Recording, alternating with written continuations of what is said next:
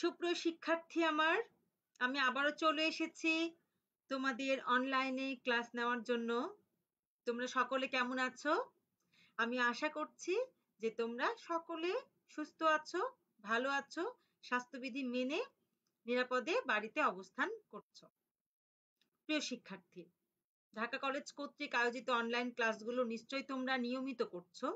আমি আশা করছি তোমরা নিয়মিত ক্লাসগুলো করছো, নোট করে রাখছো এবং পরীক্ষার জন্য নিজেকে প্রস্তুত করে রাখছো। প্রিয় শিক্ষার্থী, তাহলে চলো আজকের অনলাইন ক্লাসটি শুরু করা যাক। আমার অনলাইন ক্লাসে তোমাদের সকলকে স্বাগতম। আজকের ক্লাসটি পরিচালনা করছি আমি, শ্রাবণী ধর, প্রভাষক ব্যবস্থাপনা বিভাগ, ঢাকা কলেজ, ঢাকা। আজকে আমি উচ্চ মাধ্যমিক একাদশ শ্রেণীর উৎপাদন, ব্যবস্থাপনা ও বিপণন প্রথম পত্রের উপর অধ্যায় তৃতীয় উৎপাদনের মাত্রা এর উপর ক্লাস নিব। আজকে তোমাদের সাথে আমার 6th ক্লাস। প্রিয় শিক্ষার্থী, আজকের ক্লাসটির শেষে আমরা কি শিখতে পারবো দেখিনি।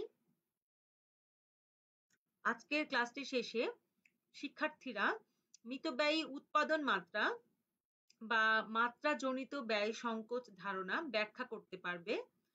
মিতব্যয়ী উৎপাদন মাত্রা বা মাত্রাজনিত ব্যয় সংকোচের সাথে জড়িত যে ব্যয়গুলো আছে সেই ব্যয়গুলোর ধারণা ব্যাখ্যা করতে পারবে এবং মাত্রাজনিত ব্যয় সংকোচের উপরে সৃজনশীল প্রশ্ন সমাধান করবে।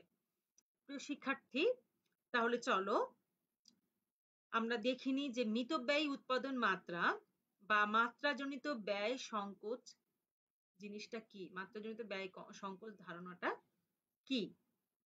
ঠিক আছে, মিতব্যয়ী উৎপাদন মাত্রা বা মাত্রাজনিত ব্যয় সংকোচ ধারণা। যে উৎপাদন ধারণায় উৎপাদনের মাত্রা বৃদ্ধি করা হলে, অর্থাৎ আমরা যদি উৎপাদনের পরিমাণ বৃদ্ধি করি, একক প্রতি উৎপাদন ব্যয় হ্রাস পেতে থাকে, তাকে মাত্রাজনিত ব্যয় সংকোচ ধারণা বা মিতব্যয়ী মাত্রা ধারণা বলে। বুঝতে পেরেছ? অর্থাৎ এটি এমন একটি উৎপাদন ধারণা যে ধারণায় যদি আমরা উৎপাদনের মাত্রা বৃদ্ধি করি তাহলে একক প্রতি উৎপাদন ব্যয় হ্রাস পাবে। অর্থাৎ উৎপাদন যত বৃদ্ধি করব উৎপাদন ব্যয় তত হ্রাস পাবে একক প্রতি। তাকেই মাত্রাজনিত ব্যয় সংকোচ ধারণা বা মিতব্যয়ী মাত্রা ধারণা বলে। খুব সহজ বিষয়। উৎপাদনের মাত্রা বৃদ্ধি করলাম, অর্থাৎ উৎপাদনের পরিমাণ বৃদ্ধি করলাম, উৎপাদনের ব্যয় হ্রাস পেল। বুঝতে পারছো? সহজ কথা হচ্ছে এটি। অর্থাৎ উৎপাদন মাত্রার সাথে ব্যয়ের প্রত্যক্ষ সম্পর্ক কিন্তু জড়িত। উৎপাদনের সাথে ব্যয়ের প্রত্যক্ষ সম্পর্ক বিদ্যমান। ঠিক আছে, উৎপাদনের পরিমাণ বাড়ালে একক প্রতি উৎপাদন ব্যয় একটা নির্দিষ্ট সীমা পর্যন্ত হ্রাস পায়। এখানে কিন্তু প্রিয় শিক্ষার্থী একটা নির্দিষ্ট সীমার কথা এখানে উল্লেখ করা হয়েছে। অর্থাৎ উৎপাদন মাত্রার সাথে ব্যয়ের একটা প্রত্যক্ষ সম্পর্ক বিদ্যমান আছে। উৎপাদন মাত্রা যত আমি বৃদ্ধি করতে থাকবো আমার দেখা যাচ্ছে যে উৎপাদনের যে উৎপাদন ব্যয়টা সেটি একটা নির্দিষ্ট সীমা পর্যন্ত হ্রাস পাবে, একক প্রতি উৎপাদন ব্যয়টা।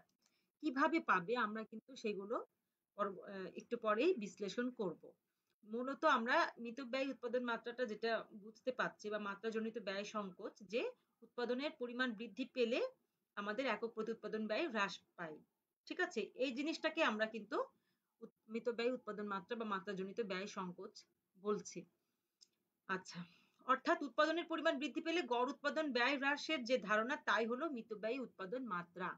এবার কি বুঝতে পেরেছো? যেমন তোমাদেরকে আমি একটু উদাহরণের সাহায্যে বোঝাই।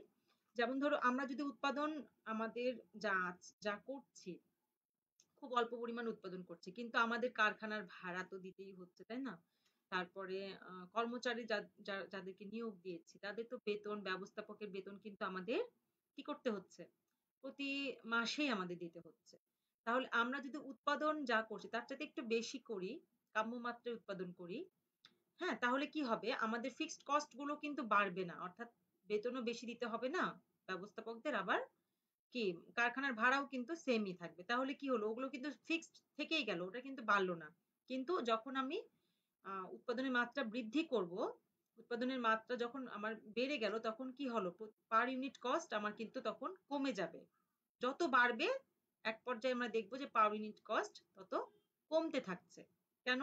কারণ ফিক্সড কস্ট তো ওটা ফিক্সড আছে, ভেরিয়েবল কস্ট বৃদ্ধি পাবে ওটার সাথে সাথে, কিন্তু ফিক্সড কস্টের জন্য দেখা যাচ্ছে আমার পার ইউনিট কস্ট, যেহেতু ওটা ফিক্সড আছে, আমি উৎপাদন বৃদ্ধি পেলে পার ইউনিট কস্ট আমার এটা কি কমে যাচ্ছে একক প্রতি উৎপাদন ব্যয়। আমরা এটি প্রমাণ করে দেখাবো, ঠিক আছে? আমরা মূলত এখানে এটি শিখি যে মিতব্যয় উৎপাদন মাত্রাটা কি বা মাত্রাজনিত ব্যয় সংকোচ ধারণাটা কি, যেখানে উৎপাদনের পরিমাণ বৃদ্ধি পেলে গড় উৎপাদন ব্যয় হ্রাস পাবে, সেটি হলো মিতব্যয় উৎপাদন মাত্রা। ঠিক আছে? আচ্ছা, এরপরে দেখো এই মিতব্যয় উৎপাদন মাত্রাটা আমরা একটা ছকের সাহায্যে কিন্তু বুঝাতে পারি। তোমাদেরও যদি পরীক্ষাতে আসে 2 নম্বর প্রশ্ন, হ্যাঁ, তোমরাও কিন্তু তোমাদেরও কিন্তু এভাবে ছক টেনে দিলে তোমরা 2 এ 2 পাবা। ঠিক আছে? প্রথমে 1 নাম্বার মাত্রাজনিত ব্যয় সংকোচ কি বলে দিবা, তারপরে এই ছকটি এঁকে দিবা। খুব সহজ একটি ছক, দেখে খুব কঠিন মনে হলেও কিন্তু এটি খুব সহজ একটি ছক। দেখো এখানে গড় ব্যয় ধরা হয়েছে লম্বতে, আর এখানেতে অক্ষতে কি ধরা হয়েছে, উৎপাদনের মাত্রা। তো এখানে উৎপাদনের মাত্রা দেখো কিউ থেকে কিউ ওয়ান, হ্যাঁ, কিউ থেকে কিউ ওয়ান যদি আমি কি করি, বৃদ্ধি করি, তাহলে আমার গড় ব্যয়টা কি হলো, সি থেকে সি ওয়ান প্রতি ইউনিটের গড় ব্যয় হ্রাস পাচ্ছে, সি থেকে সি ওয়ান। এদিকে পি থেকে পি ওয়ান দীর্ঘমেয়াদী গড় ব্যয়ও কিন্তু এই পর্যন্ত কি হয়েছে, হ্রাস পেয়েছে। এজন্য এটাকে বলা হচ্ছে কি মিতব্যয়ী উৎপাদন মাত্রা। এই ধারণাটাই কিন্তু বলা হচ্ছে কি মিতব্যয়ী উৎপাদন মাত্রা। এটি কিন্তু একটা নির্দিষ্ট সীমা পর্যন্ত হ্রাস পায়। এই পর্যন্ত আমার সব ঠিক আছে, মিতব্যয়ী উৎপাদন মাত্রা। নির্দিষ্ট সীমা কোন পর্যন্ত, দেখো তো P1 পর্যন্ত কিন্তু, ঠিক আছে? এরপরে যদি আমি আবার অতিরিক্ত উৎপাদন করতে চাই, যে আমার যতটুকু করার দরকার কাম্য মাত্রা, তার চেয়ে যদি আমি অতিরিক্ত উৎপাদন করতে যাই, তখন কিন্তু এটি আর মিতব্যয়ী উৎপাদন মাত্রা থাকবে না, সেটি হয়ে যাবে কি অমিতব্যয়ী উৎপাদন মাত্রা। অমিতব্যয়ী উৎপাদন মাত্রা মানে কি, এখানে কিন্তু সেক্ষেত্রে আমার মিতব্যয়ী উৎপাদন মাত্রাটা থাকলো না, এখানে কিন্তু আমার দীর্ঘমেয়াদী গড় ব্যয় কিন্তু অনেক বৃদ্ধি পেল। দেখো এর উপর উঠে গেছে, তাই না? পি ওয়ান পি থেকে পি ওয়ান নির্দিষ্ট মাত্রা পর্যন্ত কিন্তু দীর্ঘমেয়াদী ব্যয় ঠিক ছিল, কিন্তু এটি কিন্তু আবার উপর দিকে উঠছে। যদি আমি উৎপাদনের পরিমাণ এদিকে বৃদ্ধি করি, তাহলে কি হবে, আরো বৃদ্ধি করি, তাহলে এটি আরো উপর দিকে উঠবে। এখানে কিন্তু সি থেকে সি ওয়ান না হয়ে সি থেকে দেখা যাচ্ছে সি টু, এটা কিন্তু আরো উপরে গড় ব্যয় বৃদ্ধি পাবে, দীর্ঘমেয়াদী গড় ব্যয় বৃদ্ধি পাবে। তখন এই অবস্থাটাকে আমি কি বলবো, অমিতব্যয়ী উৎপাদন মাত্রা। অর্থাৎ এখানে আমি যদি এই মাত্রাতে যদি আমি উৎপাদন করি, তাহলে কিন্তু প্রতিষ্ঠানের জন্য এটি লাভজনক হবে না, যেহেতু দীর্ঘমেয়াদী গড় ব্যয়টা বৃদ্ধি পাচ্ছে। তো এটি কেন হয়, ফিক্সড কস্ট তো আমরা জানি যে ঠিক আছে, কিন্তু দীর্ঘমেয়াদী যদি আমি অতিরিক্ত উৎপাদন করতে যাই, সেক্ষেত্রে কিন্তু আমার সম্পদের অপচয় ঘটতে পারে। কারণ কি, আমার দেখা যাচ্ছে কারখানার যে পরিমাণ জায়গা আছে, ওই পরিমাণ জায়গাতে আমি এত উৎপাদন করতে পারবো না, এটা হতে পারে। আবার দেখা যাচ্ছে আমার যে পরিমাণ শ্রমিক কর্মচারী আছে, হ্যাঁ, তাদেরকে দিয়ে যদি আমি অতিরিক্ত উৎপাদন করতে চাই, তাহলে আমাদের রাত দিন কাজ করাতে হবে তাদেরকে দিয়ে। তাহলে তাদেরকে দিয়ে যদি আমি রাত দিন কাজ করাই, তাহলে একদিকে যেমন ওভার টাইম তাদেরকে আমার দিতে হচ্ছে, অপরদিকে আবার দেখা যাচ্ছে তারা ক্লান্ত হয়ে যাচ্ছে, তারা কিন্তু তাদের মানে শ্রমিক কর্মচারী যে স্বত্বপ্রহর, সেটি কিন্তু আমি করতে পারবো না। তারা ক্লান্ত হয়ে যাবে, তারা কিন্তু তাদের একদম যতটা পরিমাণ তাদের শ্রম দেওয়ার কথা ছিল, ততটা পরিমাণ শ্রম কিন্তু তারা দিতে পারবে না। তার ফলে দেখা যাচ্ছে আমার শ্রমিক কর্মচারীদের সদ্ব্যবহার হবে না, অপচয় ঘটবে। হ্যাঁ, এবং কাঁচামাল কিনতে তো একটা টাকা লাগে। অতিরিক্ত পরিমাণ কাঁচামাল কিনলেও সেগুলো দেখা যাচ্ছে যে এক পর্যায়ে নষ্ট হয়ে যেতে পারে। তো বিভিন্ন এগুলোর কারণে দেখা যাচ্ছে আমি যদি আমার কাম্য মাত্রা এই P1 থেকে যদি বেশি, এই Q1 থেকে যদি আমি আরো বেশি উৎপাদন করতে যাই, তাহলে কি হবে, দীর্ঘমেয়াদী গড় ব্যয়টা বৃদ্ধি পাবে এবং গড় ব্যয়ও বৃদ্ধি পাবে। এই অবস্থাতে এটাকে বলা হচ্ছে কি অমিতব্যয়ী উৎপাদন মাত্রা। তাহলে মিতব্যয়ী উৎপাদন মাত্রা এবং অমিতব্যয়ী উৎপাদন মাত্রা নিশ্চয়ই তোমরা বুঝতে পেরেছো। আচ্ছা, এরপরে প্রিয় শিক্ষার্থী আমরা যেটা দেখব, যে এই যে মিতব্যয়ী উৎপাদন মাত্রা বা মাত্রাজনিত ব্যয় সংকোচ, এই ধারণার সাথে কোন কোন ব্যয়গুলো জড়িত আছে। ঠিক আছে? তো এই মিতব্যয়ী উৎপাদন মাত্রার জড়িত ব্যয়গুলো, প্রথমে যে ব্যয় সেটি হচ্ছে পরিবর্তনশীল ব্যয়, যেটি পরিবর্তন হবে, যে ব্যয়টি পরিবর্তন হয়। ঠিক আছে? যেমন এখানে বলা হচ্ছে উৎপাদনের পরিমাণ যদি বৃদ্ধি পায়, তাহলে যে ব্যয় সমহারে বৃদ্ধি পাবে। অর্থাৎ উৎপাদনের পরিমাণ বৃদ্ধি পেলে যে ব্যয়টা সমহারে বৃদ্ধি পেতে থাকবে, এবং উৎপাদনের পরিমাণ যদি আমি হ্রাস করি, তাহলে যে ব্যয়টা সমহারে হ্রাস পায়, তাকেই বলা হয় পরিবর্তনশীল ব্যয়। ঠিক আছে?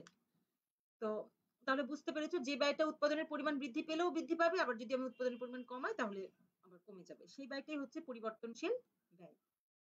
এটি কেমন? যেমন কাঁচামাল ও অন্যান্য উপকরণ বাবদ ব্যয়, অর্থাৎ কাঁচামাল ধরো আমি উৎপাদন করতে চাচ্ছি, ঠিক আছে, তাহলে আমি 100 ইউনিট উৎপাদন করলে আমাকে 100 ইউনিট পরিমাণ কাঁচামাল ক্রয় করতে হবে, তাহলে তাহলে কি হবে, 100 ইউনিটের দাম সাপোজ ধরো 100 টাকা, তাহলে 100 টাকা আমার ব্যয় হলো। কিন্তু আমি আমি যদি আরো 1000 ইউনিট উৎপাদন করতে চাই তাহলে আমার 1000 ইউনিট কাঁচামাল ক্রয় করতে হবে, 1000 ইউনিট কাঁচামাল দাম 1000 টাকা, তাহলে কি হলো, সমপরিমাণ উৎপাদনের জন্য সমপরিমাণ ব্যয় বৃদ্ধি পেল না? আবার মজুরি, মজুরি যে মজুরি কাটা, বেতন কিন্তু বলিনি, আমি বলেছি বেতন হচ্ছে যাদেরকে প্রতি মাসে দিতেই হবে, আর মজুরি কিন্তু যত পরিমাণ কাজ করবে অত পরিমাণ দেওয়া হয়, মজুরির যে নিয়ম আছে সেই নিয়ম অনুযায়ী কাজ না করলে না আসলে কিন্তু সে তার মজুরি পাবে না, ঠিক আছে। তাহলে এখানে দেখো যে মজুরি বাবদ আমার যেমন আমরা লেবার, যখন আমরা জমিতে বিল্ডিং তুলি তখন কিন্তু এই জিনিসটা আমরা বুঝতে পারি, তাই না? জমিতে যখন আমরা বিল্ডিং তুলি তখন প্রতিদিন লেবার দেখা যাচ্ছে, একটা লেবার কত করে প্রতিদিন 600 টাকা করে তাকে দিতে হচ্ছে কাজ করলে, আবার যেদিন কাজ করছে না সেদিন টাকাটা দিতে হচ্ছে না। যাই হোক না কেন, যদি আমি 6টা লেবার রাখি তাহলে এক খরচ হবে, আবার যদি আমি উৎপাদনের পরিমাণ বেশি বৃদ্ধি করে যদি আমি 100 জন লেবার রাখি তাহলে আবার তাদেরকে সমপরিমাণ টাকা দিতে হবে, ঠিক আছে, সেই পরিমাণ কিন্তু তাকে গুণ করে দিতে হবে। তাহলে কি হলো, যে উৎপাদনের পরিমাণ বৃদ্ধির সাথে সাথে আমার ব্যয়টাও সমহারে বৃদ্ধি পেল, এটাকেই কিন্তু পরিবর্তনশীল ব্যয় বলে। এবং এই ব্যয়ের ক্ষেত্রে আমরা যে জিনিসটা শিখছি ব্যয় সংকোচ ধারণা, এই ব্যয় সংকোচ ধারণা কিন্তু এই পরিবর্তনশীল ব্যয়ের ক্ষেত্রে কিন্তু কার্যকর নয়।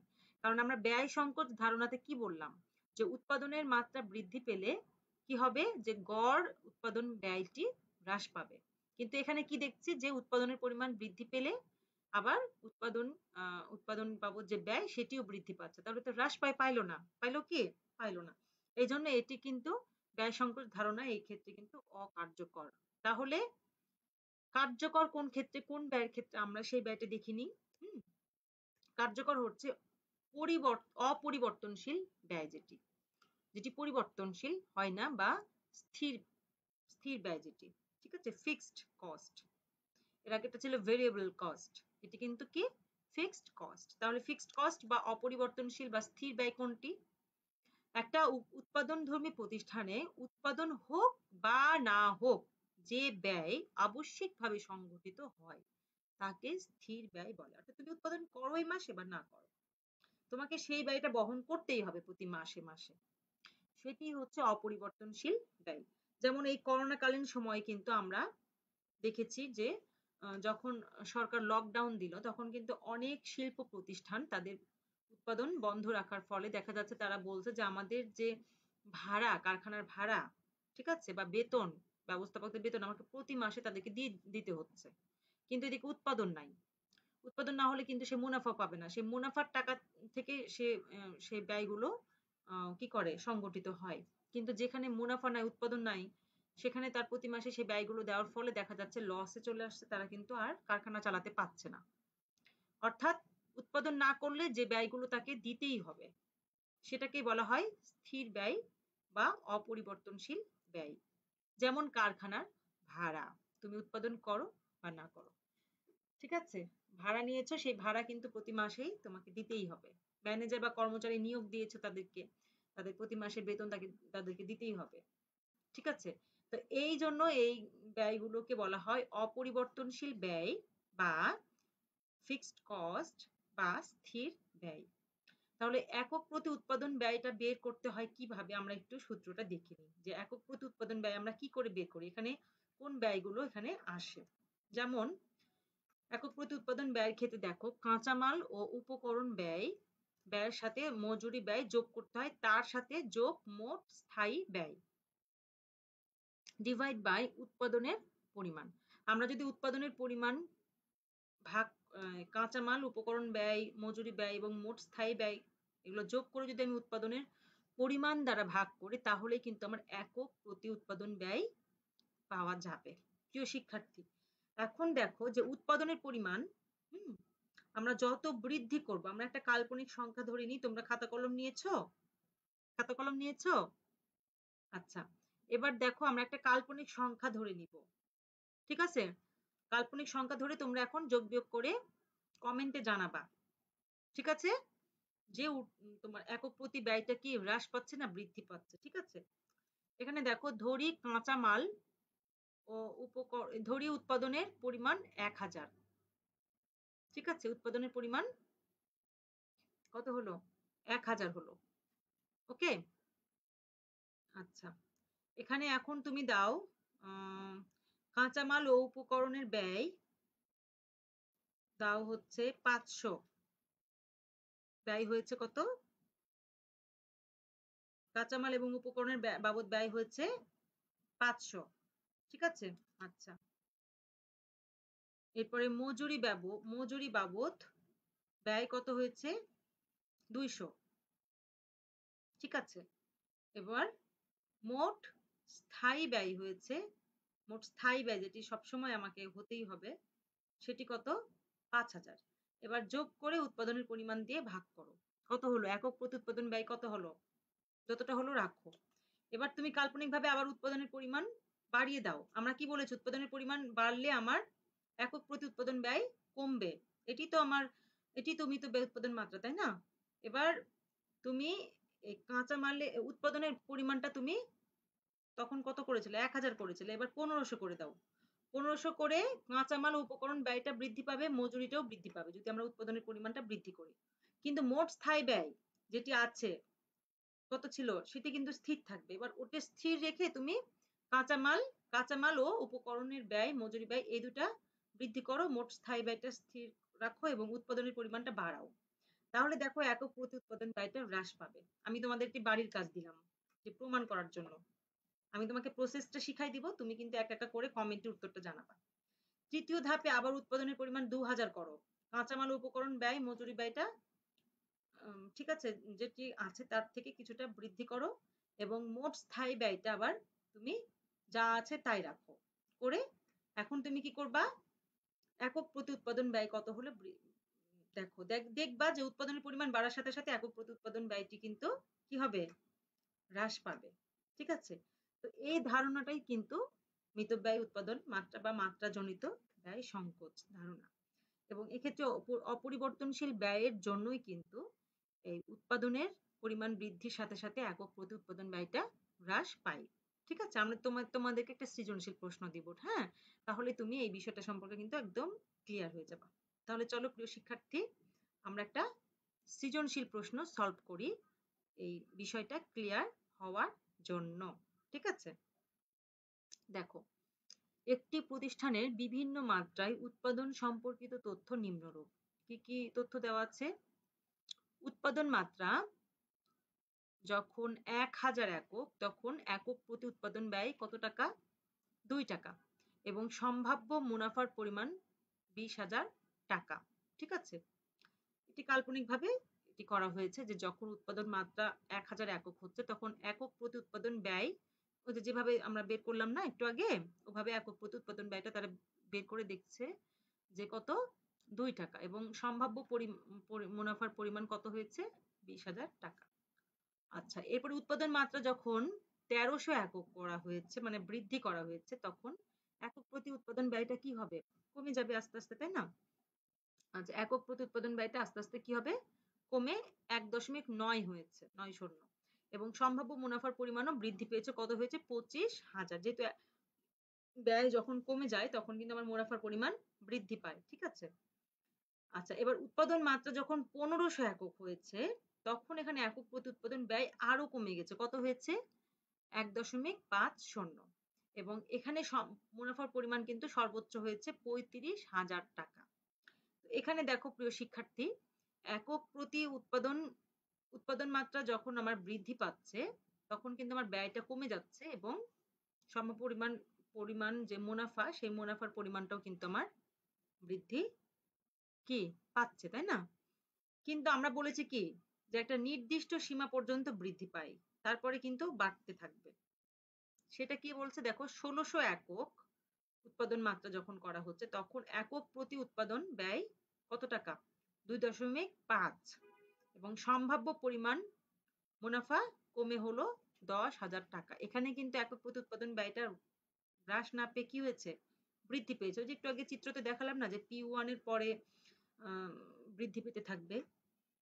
একটা নির্দিষ্ট সীমা পর্যন্ত সে একক প্রতি উৎপাদন ব্যয় হ্রাস পায়, কিন্তু তারপর থেকে কিন্তু বৃদ্ধি পেতে থাকে। যে উৎপাদন দেখা যাচ্ছে ওইখানে আমার করা সম্ভব হচ্ছে না, তখন আমার অন্য জায়গা থেকে ভাড়া নিতে হচ্ছে কারখানা, ঠিক আছে, এত বেশি উৎপাদন করতে, যে শ্রমিক কর্মচারী আরো বেশি নিতে হচ্ছে, ব্যবস্থাপক বেশি নিতে হচ্ছে, তাদেরকে ওভার টাইম দিতে হচ্ছে, বা তো যার ফলে দেখা যাচ্ছে যে উৎপাদন একক প্রতি উৎপাদন ব্যয়টা কম না কমে আরো বৃদ্ধি পায় এবং মুনাফার পরিমাণও কিন্তু তখন কমে আসে। আচ্ছা, এখন সম্প্রতি প্রতিষ্ঠানটি কি করেছে, 1700 একক উৎপাদনের সিদ্ধান্ত নেয়। তাহলে দেখো 1600 এককেই কিন্তু উৎপাদন ব্যয় বৃদ্ধি পেয়ে 2.5 হয়েছে এবং মুনাফার পরিমাণ কিন্তু কমে গেছে। এখন যদি 1700 একক উৎপাদনের সিদ্ধান্ত নেয়, তাহলে কি মুনাফা কি বাড়বে না কমবে? একক প্রতি উৎপাদন ব্যয় কি বাড়বে না কমবে বলো? ক্লাসটি ভালো করে করতে পারলে কিন্তু তুমি নিজেই বলতে পারবে। অবশ্যই কি হবে, একক প্রতি উৎপাদন ব্যয়টা অবশ্যই বৃদ্ধি পাবে, তাই না? আর সম্ভাব্য মুনাফার পরিমাণও কিন্তু কমে যাবে। এখন যে প্রশ্ন সেটি হচ্ছে উৎপাদন মাত্রা কি? এতক্ষণ আমরা যে পড়াশোনা করলাম, এখন বলো তো, এখন যদি এটা টু ওয়ে কমিউনিকেশন করতে পারতাম, অর্থাৎ ক্লাসরুমে যদি আমি নিতে পারতাম, তাহলে কিন্তু অবশ্যই আমি তোমাদের ধরতে পারতাম, তাই না? তোমরা কমেন্টে লিখে দাও কি উৎপাদন মাত্রা কি, বলো উৎপাদন মাত্রাটা কি? এই যে শিখাইছে কিন্তু গত ক্লাসে উৎপাদন মাত্রা কি শিখিয়েছি, মনে আছে? আচ্ছা, আমি আশা করছি তোমাদের মনে আছে, তোমরা কমেন্টে লিখে দিবে, আমি দেখবো ঠিক হলো কিনা, ঠিক আছে? আচ্ছা, পরিবর্তনশীল ব্যয় কিভাবে উৎপাদনের সাথে সম্পর্কিত? এই যে কিছুক্ষণ আগে তোমাদের পরিবর্তনশীল ব্যয় এবং অপরিবর্তনশীল ব্যয়টি শিখিয়েছি, তুমি এখন বলবা পরিবর্তনশীল ব্যয় কিভাবে উৎপাদনের সাথে জড়িত, ব্যাখ্যা করো। এটি ব্যাখ্যা করতে পারবে না, পরিবর্তনশীল ব্যয় কাকে বলে? প্রথমে এটি লিখবে যে পরিবর্তনশীল ব্যয় কাকে বলে। আমরা শিখলাম কি, উৎপাদনের মাত্রা বৃদ্ধি করার সাথে সাথে যে ব্যয়টা সমপরিমাণ হারে বৃদ্ধি পায়, তাই না? সেটিকেই কিন্তু আমরা বলছি পরিবর্তনশীল ব্যয়। যেমন কাঁচামালের ব্যয়, মজুরি বাবদ ব্যয় ইত্যাদি। এই পরিবর্তনশীল ব্যয় আমরা আগে, এই ক্ষেত্রে কিন্তু আমরা আগে পরিবর্তনশীল ব্যয়টা কাকে বলে এটি কিন্তু আগে আমি দিয়ে দিব। তারপরে আমি দিব পরিবর্তনশীল ব্যয় কিভাবে উৎপাদনের সাথে সম্পর্কিত। উৎপাদনের সাথে কিভাবে সম্পর্কিত বলতো? উৎপাদনের মাত্রা বৃদ্ধি পেলে কিন্তু এই পরিবর্তনশীল ব্যয়ও বৃদ্ধি পাচ্ছে, তাহলে উৎপাদনের সাথে সম্পর্কিত না? এইভাবে তুমি নিজের সৃজনশীলতা দেখিয়ে তুমি উত্তরটি ভালোভাবে সম্পন্ন করবে। আমি জাস্ট ক্লু দিয়ে দিলাম, এখন তুমি সম্পন্ন করবে, শেষ করবে উত্তরটি, হ্যাঁ? আচ্ছা, এরপরে দেখো উদ্দীপকে প্রতিষ্ঠানের কাম্য উৎপাদন মাত্রা কত এবং ব্যাখ্যা করো। তাহলে এই প্রশ্নটির উত্তর তুমি কিভাবে দিবে, যে উদ্দীপকে প্রতিষ্ঠানটির কাম্য উৎপাদন মাত্রা কত? আচ্ছা, আমরা জানি সৃজনশীল প্রশ্ন যখন আমরা সলভ করব, তখন কিন্তু অবশ্যই গ নম্বরে আমার 3টা ধাপ, অর্থাৎ জ্ঞানমূলক থাকবে, অনুধাবন থাকবে, প্রয়োগ থাকবে, ঠিক আছে? তাহলে তোমাকে প্রথমে বলতে হবে যে এখানে উদ্দীপকে প্রতিষ্ঠানের কাম্য উৎপাদন মাত্রা কত। এটি তুমি যদি বলতে পারো এখানে, তাহলে কিন্তু এটির জন্য তুমি 1 মার্ক পাবা। প্রথমেই জ্ঞানে তোমাকে বলতে হবে কি, উদ্দীপকের প্রতিষ্ঠানের কাম্য উৎপাদন মাত্রা কত।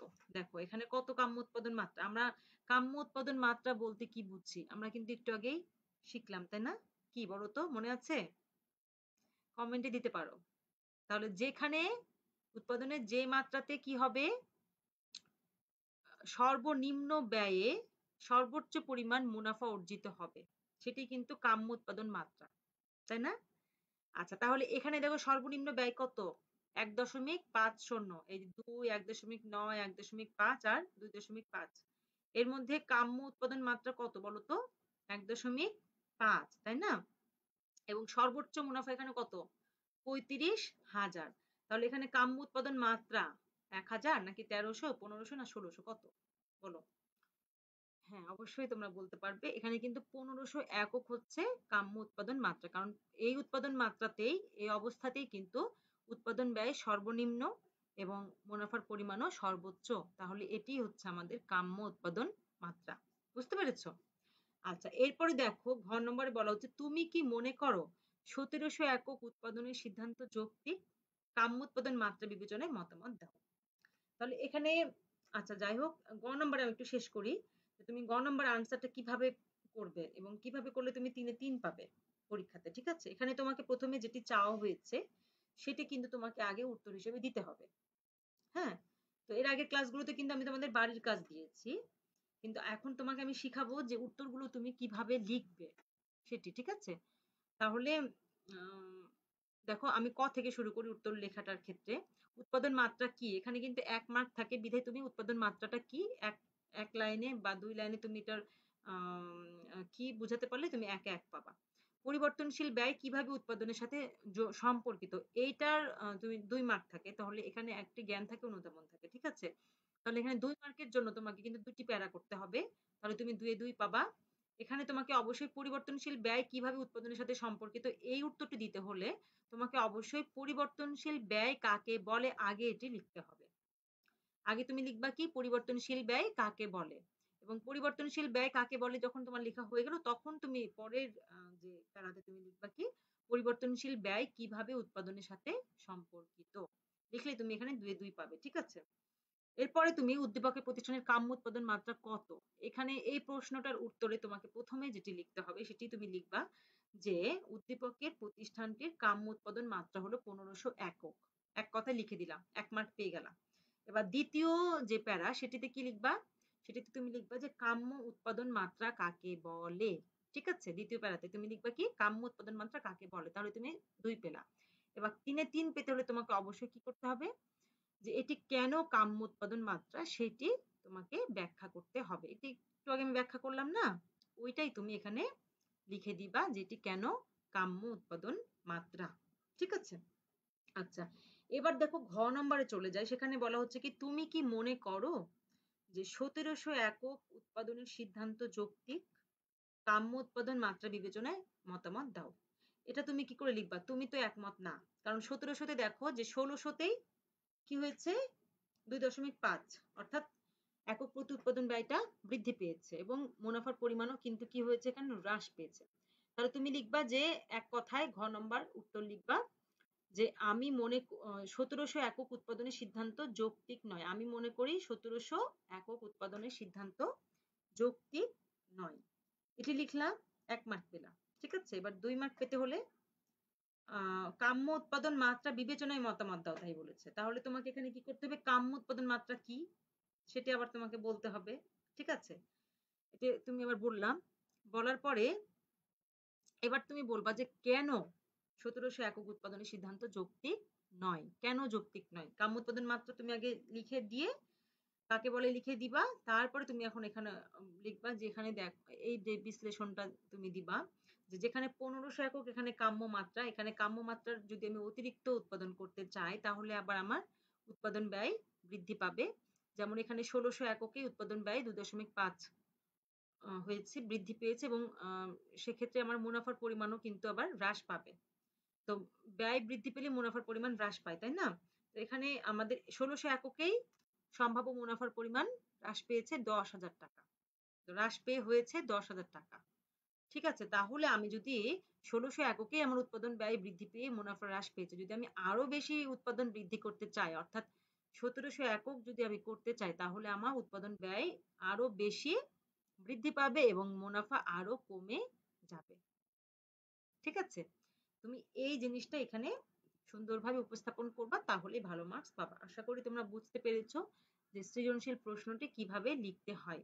এখন যেহেতু আমি তোমাদের ক্লাসরুমে নাই, এইজন্য তোমাদের সৃজনশীল প্রশ্নগুলো দেখিয়ে দিতে পারছি না উত্তরগুলো। তো আমি তো প্রতিদিন তোমাদের একটি করে সৃজনশীল বাড়ির পড়া দিই। তোমরা নিশ্চয়ই নোট করো কিন্তু ছবি কিন্তু তোমাদের দিতে হবে। ছবি দিচ্ছ না কেউ। ঠিক আছে? ছবি তুলে কমেন্টে দিবা। এবং আমার YouTube এ যে আমার ভিডিওগুলো আছে সেখানেও তুমি যদি না দেখতে পারো সেখানেও তুমি কমেন্টে তোমার পড়াগুলো দিয়ে দিতে পারো। তাহলে আমি দেখে কিন্তু তোমাদের রিপ্লাই দিতে পারি যে হ্যাঁ, তোমার উত্তরগুলো ঠিক আছে লেখাটা।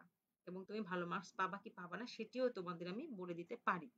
তাই প্রিয় শিক্ষার্থী অবশ্যই তোমরা পড়াগুলো ছবি তুলে কমেন্টে দেখিয়ে দাও। আমি যেন দেখে তোমাদের উত্তরটা দিতে পারি যে তোমাদের ঠিক আছে কিনা লেখার সিস্টেমটা। হ্যাঁ? আর যখন কলেজ খুলবে তখন তো অবশ্যই আমরা আবারও একসাথে হব। তোমাদেরকে দেখব যেহেতু এখনো তোমাদেরকে আমরা দেখতে পাইনি। তোমরাই শুধু আমাদের দেখতে পাচ্ছ। আমরা তোমাদের দেখতে পাচ্ছি না। তবে এই পরিস্থিতিটা একসময় থাকবে না। আমরা আশা করছি তোমাদের সাথে আমাদের দেখা হবে। তোমাদেরকে সরাসরি ক্লাসরুমে পড়াবো তোমাদের মুখ দেখে। ঠিক আছে? এবং তোমাদের খাতাগুলো আমরা দেখতে পারবো। যে তোমাদের সঠিক হয়েছে কি সঠিক হয়নি। তো প্রিয় শিক্ষার্থী, আজকে আমরা খুব গুরুত্বপূর্ণ বিষয় শিখেছি। আশা করি তোমরা বিষয়টি মাথায় রাখবা, মনে রাখবা। তো আজকের মতো এই পর্যন্তই। তোমাদের অসংখ্য ধন্যবাদ জানাই আমার ক্লাসটি এতক্ষণ মনোযোগ সহকারে করার জন্য। তবে প্রিয় শিক্ষার্থী, অবশ্যই সময়ের অপচয় করবা না, এবং সময়ের অপচয় না করে তোমরা অবশ্যই ভালো করে পড়াশোনা করবা, নোট করে রাখবা, এবং সেগুলো ছবি তুলে দিবা। হ্যাঁ, এবং ক্লাসরুমে আমাদের যখন খুলবে কলেজ তখনও সেগুলো আমরা দেখব। তো আমি তোমাদের সকলের জন্য দোয়া করি তোমরা সুস্থ থাকো, পরিবারের সাথে ভালোভাবে নিরাপদে থাকো স্বাস্থ্যবিধি মেনে। আমার জন্য তোমরা দোয়া রেখো যেন আমি সুস্থ থেকে তোমাদের ক্লাসগুলো নিতে পারি। ঠিক আছে? তো অসংখ্য ধন্যবাদ তোমাদের। তোমরা ভালো থাকো, ভালো থাকো, ভালো থাকো। পড়াশোনা করো, পড়াশোনা করো, পড়াশোনা করো। ঠিক আছে? তাহলে এখানে আমি শেষ করছি। ধন্যবাদ সকলকে।